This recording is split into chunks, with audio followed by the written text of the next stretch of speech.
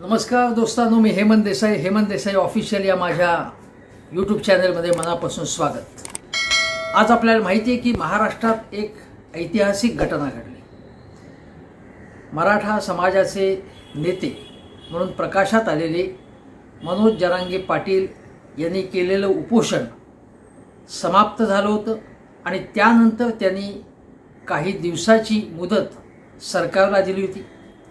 त्यावेळी एकनाथ शिंदेंनी त्यांना आश्वासन दिलं होतं ज्यूस पाजताना की तुमच्या मागणीवरती आम्ही ताबडतोब एका महिन्यामध्ये काय ते करू. काय मागणी होती? मूळ मागणी अशी होती की मराठा समाजाला कुणबी जात प्रमाणपत्र मिळावीत आणि याबाबत जसं विदर्भात दिली जातातच त्यांना तसाच फायदा मराठवाड्यातल्या आणि अन्य ठिकाणच्या लोकांना व्हावा आणि मराठा समाजाला म्हणजे कुणबी म्हणूनच ओबीसीच्या कोट्यातून त्यांना आरक्षण मिळावं अशी दुसरी मागणी त्यांची. त्याचा तपशील आपण नंतर बोलू. पण अत्यंत ऐतिहासिक अशी सभा आज मनोज जरांगे पाटील यांनी घेतली. विराट सभा होती. ही सभा अनेक वर्षामध्ये कोणी पाहिली नसेल अशी सभा होती. उत्स्फूर्तपणे लोक त्याला आले होते असं तिथे हजर असणारे पत्रकार सांगत होते, कार्यकर्ते सांगत होते. ज्यांच्याशी बोललो तेही म्हणत होते की प्रचंड सभा होती. इतक्या उन्हामध्ये स्वतःचे पैसे खर्च करून स्वतःची भाजी भाकरी घेऊन लोक आले होते. कुठल्याही प्रकारची व्यवस्था नसताना सर्व प्रकारची गैरसोय सोसून ते तिथे आले होते. ते त्यांच्या एकाच कारणासाठी आले की त्यांना मराठा समाजाला आरक्षण पाहिजे आणि त्यांच्या अन्यही काही मागण्या आहेत.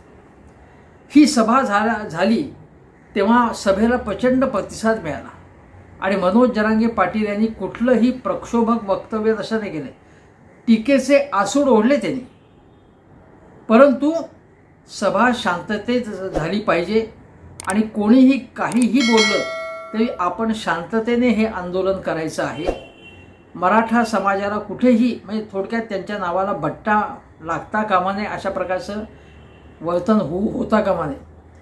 पायाखाली मुंगीसुद्धा चिरडली जाता कामा नये अशा प्रकारचं वक्तव्य त्यांनी केलं. अतिशय प्रभावी भाषण केलं, मुद्देसूद भाषण केलं त्यांनी.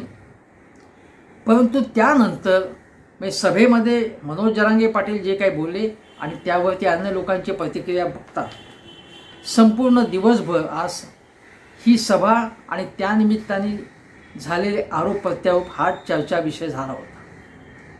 बघा काय झालं. मनोज जरांगे पाटील यांनी सांगितलं की तुम्ही आश्वासन दिल्याप्रमाणे वागा. आम्ही 22 ऑक्टोबरपर्यंत तुम्हाला मुदत देतो आणि त्यानंतर मग आम्ही निर्णय करू आणि मग असं आंदोलन असेल की मग ते म्हणाले की त्या आंदोलनामुळे मराठा आरक्षण आम्हाला मिळालंच पाहिजे मराठ्यांना आणि जात प्रमाणपत्राची मागणी पूर्ण झालीच पाहिजे. तुमच्या छाताडावरती बसून ही मागणी आम्ही मान्य करून घेऊ. हा जो प्रचंड जनसमुदाय जमलेला आहे त्याचा प्रतिसाद बघा, त्याच्या भावना बघा आणि तुम्ही आमची फसवणूक करू नका, नाही तर आमरण उपोषण मी परत करीन, उग्र आंदोलन केलं जाईल असं त्यांनी सांगितलं. म्हणजे एक तर मराठा आरक्षणाच्या बद्दलची विजय यात्रा असेल, नाही तर माझी अंत्ययात्रा असं टोकाचं वक्तव्य त्यांनी केलं. आर या पार की लढाई आहे हे त्यांनी अधोरेखित केलं. बघा, मनोज जरांगे पाटील यांनी यापूर्वी अनेक उपोषणं केली आहेत, रस्त्यावर येऊन आंदोलनं केलेली आहेत. हे खरं आहे की अलीकडे झालेल्या उपोषणामुळेच ते जास्त प्रसिद्धीला आले. पण त्याच्यापूर्वीसुद्धा त्यांनी आंदोलन केली होती. या आंदोलनासाठी आपली जमीनही त्यांनी काही विकली. अतिशय सामान्य परिस्थितीमध्ये त्यांनी काम केले आहे. वेगवेगळी प्रकारची कामं केलेली आहेत आणि त्यामुळे सर्वसामान्य माणूस आहे. हा सर्वसामान्य मराठा समाजाचं प्रतिनिधित्व करणारा आहे माणूस. बघा, ही समस्या मुळात कशामुळे निर्माण झाली.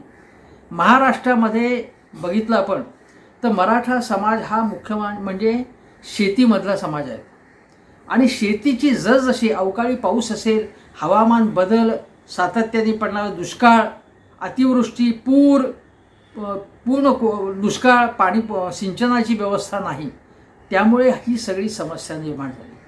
त्यात एकीकडे सहकारी चळवळ आपली अस्तंगत होऊन गेली. म्हणजे अनेक कारखाने, अनेक सूतगिरण्या उद्ध्वस्त झाल्या. पुढाऱ्यांनी अनेक ठिकाणी भ्रष्टाचार केला, आपल्या समाजातल्या लोकांची प्रतारणा केली, त्यांनी फसवणूक केली, त्यांची वंचना केली, त्यांची शेती आडबट्ट्याची ठरली, सिंचनामधला भ्रष्टाचारापासून अनेक गोष्टी झाल्या. पण त्याच्यामुळे शेतीमधून लोक बाहेर पडायला लागले आणि मुख्यतः याच्यामध्ये मराठा समाज आहे आणि म्हणून ती समस्या त्याच्यातून निर्माण झालेली आहे. ही समस्या जेव्हा निर्माण झाली, आपल्याला माहिती आहे की मग त्यानंतर पृथ्वीराज चव्हाण मुख्यमंत्री असताना राणे समिती नेमली की मराठा समाजातनं अनेक वर्ष मागणी होत होती, पण 2014च्या निवडणुकीच्या अगोदर ही समिती नेमण्यात आली. तो आयोग नव्हता. त्यांनी कुठल्याही प्रकारचा एक ज्याला म्हणतो की कुठल्याही प्रकारचा जेव्हा समजा मागासवर्ग आयोग असेल किंवा कुठलाही अनुसूचित जाती जमातीचा आयोग असेल, तो कशा प्रकारे संशोधन करतो, सर्व्हे करतो, अभ्यासपूर्ण पद्धतीने माहिती गोळा करतो, आकडेवारी गोळा करतो आणि त्यानंतर आपले निष्कर्ष सादर करतो, तशा प्रकारची कुठलीही आकडेवारी संशोधन न करता नारायण राणे हे काही तज्ज्ञ आहेत का या क्षेत्रातले, त्या समितीने पटकन झटकन आरक्षण 16% जाहीर करून टाकलं. ते काय अर्थात टिकलं नाही, टिकणार नव्हतंच ते. त्यानंतर देवेंद्र फडणवीस जेव्हा मुख्यमंत्री झाले तेव्हा मीच तुम्हाला कशा प्रकारे आम्हीच आरक्षण देऊ शकतो हे त्यांनी दाखवण्याचा प्रयत्न केला. आणि बघा त्यावेळी का केला की तेव्हा मराठा समाजाचे मोर्चे निघायला लागले. मोर्चे जसजसे निघायला लागले त्यावेळी पहिल्यांदा देवेंद्र फडणवीस मुख्यमंत्री असताना काय म्हणाले, हे मला मुख्यमंत्री पदावर घालवण्यासाठी हे मोर्चे निघालेत असं ते म्हणाले.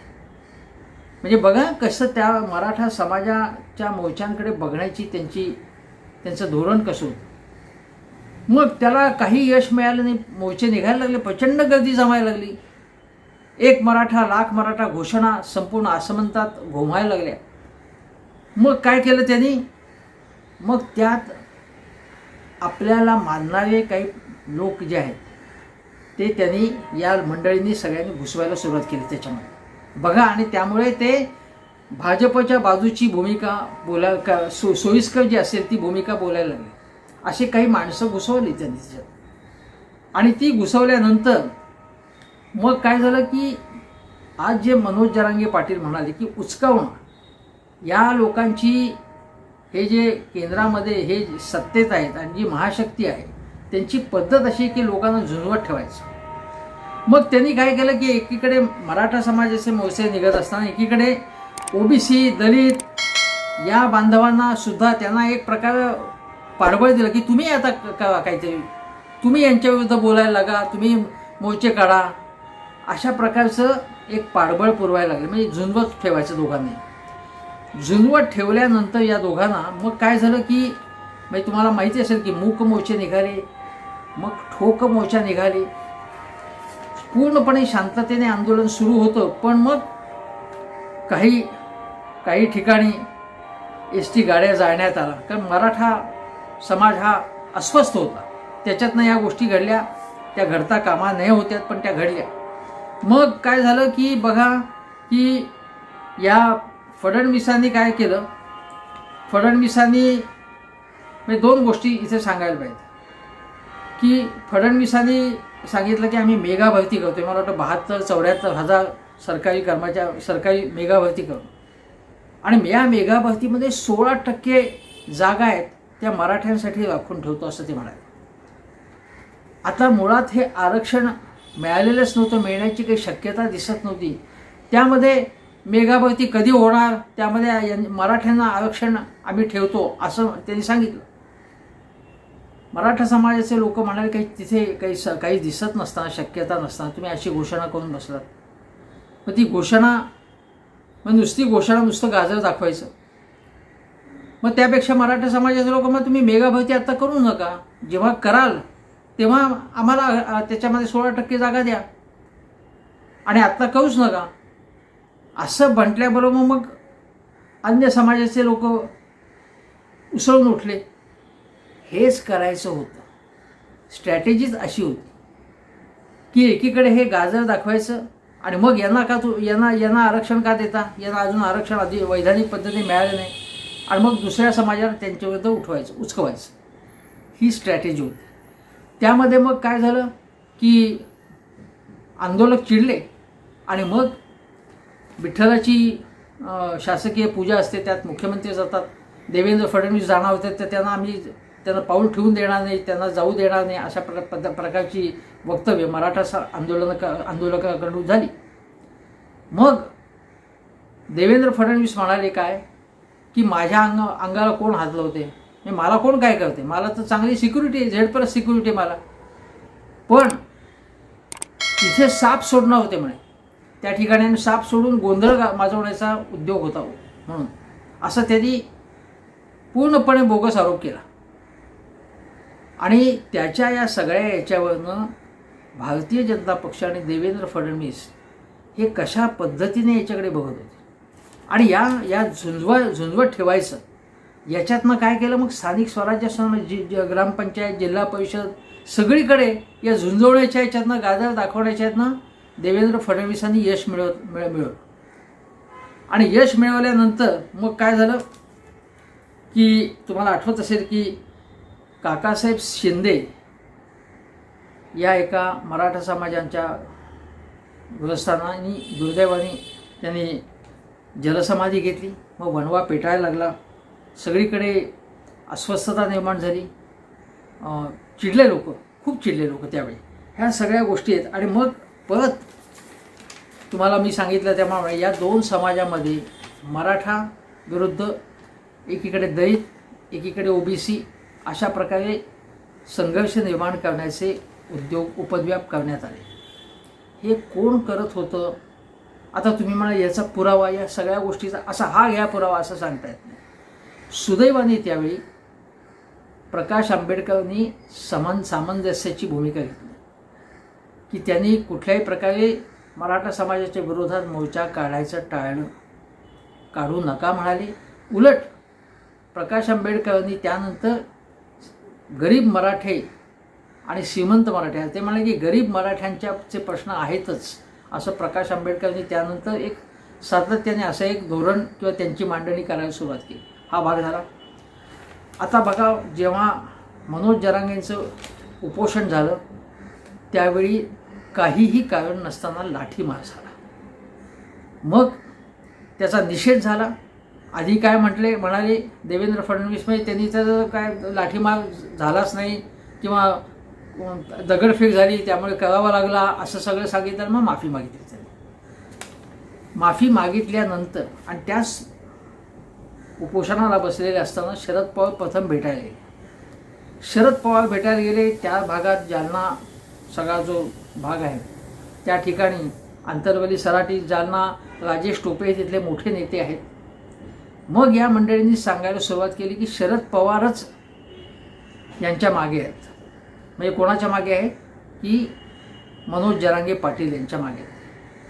मनोज जरांगे पाटील हे स्वयंस्फूर्तीने रस्त्यावरती आलेले, संघटित केले लोकांना. त्यामुळे शरद पवारांवरती राग काढण्यात आला तिथे. आणि मग बघा, त्या ठिकाणी आधी लाठीमाराचा आदेश कोणी दिला? चौकशी करू, काही झालं नाही. पुढे मंत्रालयातनं कोणी आदेश दिला असं शरद पवारांनी म्हटलं होतं. त्याची चौकशी होणारच नव्हती आणि ती झालीच नाही. त्याची चौकशी कोणी आदेश दिला असेल याची आपण कल्पना करू शकतो. उपोषण सुटल्यानंतर मग ताबडतोब नागपुरामध्ये, विदर्भामध्ये ओबीसी समाजाची एकदम उपोषणं सुरू झाली. ओबीसी समाजाने एकदम मनोज जरांगे पाटील आणि त्या आंदोलनाच्या विरुद्ध एकदम टीकास्त्र करायला सुरुवात केली. आता हे अचानकपणे कसं काय झालं, त्यानं कोण उचकवत होतं याचा तुम्ही केवळ अंदाज बांधा. मी काय सांगतो आहे ते तुम्हाला लक्षात येईल की हे सगळं कोण करत आहे बघा.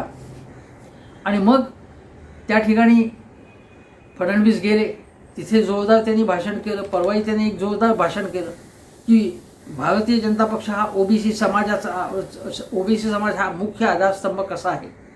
याच्यातनं ते काय सुचवू पाहत आहेत? ओबीसी समाज हा भाजपचा मूलाधार आहेच. मंडल आयोगानंतर वसंतराव भागवतांच्या धोरणामुळे महाराष्ट्रामध्ये ओबीसी समाज भारतीय जनता पक्षाकडे आकर्षित झाला हे आहेच. पण हे जोरतोराने सांगायचं कारण काय? कोणाला आव्हान देण्याची भाषा आहे का, हे आपण लक्षात घेतलं पाहिजे. आता दुसरीकडे बघा की हे मी तुम्हाला मागची पार्श्वभूमी सांगतो. आजच्या सभेमध्ये मनोज जरांगे पाटील यांनी छगन भुजबळांवरती तोंडसूक घेतलं. का घेतलं की छगन भुजबळ म्हणाले होते की 100-150 एकर जमीन यांनी घेतलेली आहे. ही सभेसाठी ती जमीन घेतलेली होती, ते भाडं देऊन ती आपण त्या ठिकाणी सभा घेतो. तर शिवाजी पार्कमध्ये दसरा मेळावा होता की शिवाजी पार्क खरेदी करतं का शिवसेना, आणि मग हे पैसे आले कुठून. त्यावरती मनोज जरांगे पाटील यांनी त्यांच्यावरती तुफान टीका केली की तुम्ही जेलमध्ये जाऊन आलात, बेसन खाऊन आलेला आहात तिथे, आणि तुम्ही आम्हाला सांगताय. मग त्यांनी त्यांच्यावरती, त्यांच्या भ्रष्टाचारावरती, अमुक तमुक त्याच्यावरती जोरदार टीका केली. आणि मग त्याच्यावरती छगन भुजबळ म्हणाले, मग छगन भुजबळांना धमक्या कोणी दिल्या असल्या, छगन भुजबळांना सांगितलं की त्यांना धमक्या आलेल्या आहेत आणि धमक्याने घाबरत नाही. पण छगन भुजबळांना काय कोणालाही धमक्या दिल्या तर त्याचं समर्थन करता येणार नाही. छगन भुजबळांना धमक्या दिल्या जाता कामा नयेत. कोणालाही धमक्या दिल्या जाईल. प्रत्येक नेत्याची सुरक्षा, प्रत्येक माणसाची सुरक्षा सरकारने केली पाहिजे. आणि त्यामुळे पातळी सोडून कुठूनही कशीही टीका केली जाता कामा नये. पण छगन भुजबळ म्हणाले की मला म्हणजे मराठा समाजाने काही मला मोठं केलं नाही, मला मोठं शिवसेनेने मोठं केलं असं ते म्हणाले. आणि ते त्याच्या पुढे जाऊन असं म्हणाले की हे सगळे आमच्याबरोबर जे लोक आहे, अजितदादा, बाकी सगळे मराठा समाजाचे नेते होते आणि त्यांच्याबरोबर मी काम केलं असं ते म्हणाले. पण त्यांनी असं सांगितलं आणि मनोज जरांगे पाटील यांच्यावर त्यांनी टीका केली की ते ज्या पद्धतीने बोलत आहेत त्याच्यावरती. हे झालं छगन भुजबळांचं. त्यानंतर सदावर्ते यांच्यावरती टीका केली मनोज जरांगे पाटील यांनी की म्हणजे या सदावर्तेंना आवरा. हे गुणरत्न सदावर्ते हे जेव्हा मराठ्यांचा मोर्चा निघाला होता ते काय बोलत होते, आणि आता म्हणतात की मला अटक करा म्हणे मनोज जरांगे पाटील यांना. आता ही अटक मनोज जरांगे पाटील यांना कशासाठी अटक करायची, ही सदावर्ते यांनी मागणी का केली, अनाकालनी आहे. पण सदावर्ते ज्या पद्धतीने ते वकील आहेत, ज्या आक्रस्ताळ्या पद्धतीने ते बोलतात की दुसरा माणूस प्रक्षुब्ध व्हावा अशा पद्धतीने. बघा शरद पवारांच्या घरावरती मोर्चा नेण्यात आला होता आणि त्यावेळी कशा हिंसक पद्धतीने तो मोर्चा नेण्यात आला होता. त्यानंतर काय झालं, कोणावरती कारवाई झाली, कोणाला अटक करण्यात आली हे आपल्याला माहिती. हे सदावर्ते हे यांच्यावरती तुटून पडल्याच, म्हणजे अतिशय वाईट शब्दामध्ये त्यांनी टीका केली यांच्यावरती. आणि हे थोडक्यामध्ये हे शरद पवार यांचं हे पित्ते आहेत, म्हणजे मनोज जरांगे पाटील अशा प्रकारची टीका केली. शरद पवारांनी आता मनोज जरांगे पाटील यांनी ज्या प्रकारे संघटना लोकांना संघटित केलं आहे एका कारणासाठी, कुठलीही पार्श्वभूमी नसताना, साधन संपत्ती नसताना, अशावेळी त्यांच्यावरती हा आरोप करणं, हे सदावर्ते यांना कोण करायला सांगत असेल मला माहिती नाही, का ते स्वतःच्या बुद्धीनेच हे आरोप करत असेल मला माहीत नाही, माझ्याकडे काही पुरावा नाही त्याचा. पण आपण अंदाज बांधू शकतो. एखाद्या छोट्या मोठ्या नेत्याकडे त्याच्या कार्यालयात कोणाचे फोटो लावले जातात, कोणाचं कौतुक केलं जातं आणि कोणाला सोयीची असेल अशी तो भाषा बोलतो, याच्यावरून आपण अंदाज बांधू शकतो. त्यामुळे जरांगे पाटील म्हणाले की फडणवीसचा हा कार्यकर्ते हे आहेत गुणरत्न सदावर्ते, आणि त्यांनी मोदींना सांगितलं की या फडणवीसांना तुम्ही आवरा, आणि फडणवीसांना सांगितलं की तुम्ही त्यांना आवरा, नाही तर हे खपून घेणार नाही, अशा प्रकारचं त्यांनी सांगितलं. म्हणजे बघा, फडणवीसांचे कार्यकर्ते आहेत सदावर्ते, आणि असाही आरोप केला त्यांनी की या सदावर्ते आणि छगन भुजबळ या दोघांना उचकवायला सांगतायत मराठा समाजाला, पण तुम्ही प्रक्षुब्ध होऊ नका, कारण ही स्ट्रॅटेजी आहे, असं जरांगे पाटील म्हणाले. हे आज म्हणाले, मी हे अगोदरपासून सांगत आलो आहे की हे दोन समाजांना झुंजवण्याचं काम कोण करत आहे गेले काही वर्ष. आणि आजही बघा, तुम्ही सांगतो, मी तुम्हाला 2 उदाहरणं याही अगोदरच्या व्हिडिओत मनोज जरांगे पाटील यांच्या उपोषणाच्या वेळी उपोषणानंतर मी जो व्हिडिओ केला होता त्यात सांगितलं होतं की एकीकडे उपोषण संपल्याबरोबर ओबीसीच्या काही नेत्यांना पुढे करायचं आणि आक्रमकपणे बोलायला लावायचं, मग त्यांचं आंदोलन सुरू होतं. हे कोण करतं आहे? हे रेशीमबागचा कोण माणूस करतो आहे याचा आपण अंदाज बांधा. त्याचप्रमाणे आज देवेंद्र फडणवीसांवरती त्यांनी आरोप केले. आणि तुम्हाला अजून एक गोष्ट सांगते, अजितदादा पवार आणि देवेंद्र फडणवीस उपोषणाच्या ठिकाणी गेलेले नव्हते. देवेंद्र फडणवीसांवर त्यांनी आरोप केले त्याबरोबर आज लगेच एक व्हिडिओ रिलीज करण्यात आला की देवेंद्रजीने मराठा समाजाला कसं आश्वासन दिलं होतं, मराठा समाजाच्या बाजूने ते कसे बोलले होते. लगेच व्हिडिओ व्हायरल करण्यात आला, टेलिव्हिजन सगळ्या चॅनलमधून दाखवण्यात आला. ही फडणवीसांची स्ट्रॅटेजी असते. मीडियाच्या माध्यमातून, काही नेत्यांच्या माध्यमातून बघा, ही जी बी टीम आहे, मोहित कंबोज, नवनीत राणा आणि अजून मगाशी त्यांचा उल्लेख केला, ते कोणाच्या सोयीची ठरेल अशी भाषा करतात. हे बघा, आता बघा, ज्या क्षणी ही भाषा सुरू झाली त्यावर लगेच गोपीचंद पडळकर म्हणाले की पवारांची सावली जिथे पडते तिथे माती होते, असं गोपीचंद पडळकर म्हणाले. आजच का बोलले ते? पडळकर पवारांवरती, अजितदादांवरती सुद्धा आता ते थांबलेत. अजितदादांवर डायरेक्ट एवढी टीका करत नाही कारण त्यांना चमकावलेलं आहे. पण कसे बोलतात? आज देवेंद्रजींनी सांगितलं होतं, त्यांना समज दिली की असं बोलू नका. अजितदादांच्या बद्दल त्यांनी बोलले होते, ते त्यांना गप्प बसायला सांगितलं आणि असं बोलून. पण आज परत ते शरद पवारांबद्दल बोलले. आणि शरद पवारांमध्ये आज का बोलले ते? मग हे फडणवीसांना आवडेल अशा प्रकारचं हे स्टेटमेंट आहे. मग हे कोणी करायला सांगितलं असेल पडळकरांना?